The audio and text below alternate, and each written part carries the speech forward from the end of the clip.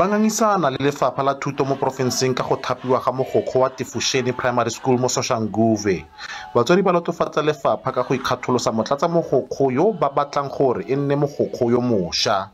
Re tsere decision re le batswadi gore maomane o tlo ba principal ya sekolo se. As re moitsi as antse mo mengwahe mentši and then a kgone go itse le bana ba le culture bona re bereka bjang.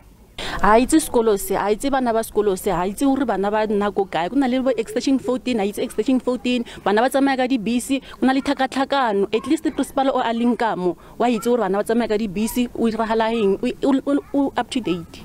Principal mo mtshare mo itse mara re tlhalwanya gore dikolo tse 3 di mo hanne then da forcing gore atle mo sekolong sa rena. Batswadi ba ganeditse dipego tsa gore ba batla motho yo buang Xitsonga gore a thapiwe. Le fa go le yalo lefapha mo profenseng la re le swabisitse ke dikgato tsa go tswala sekolo.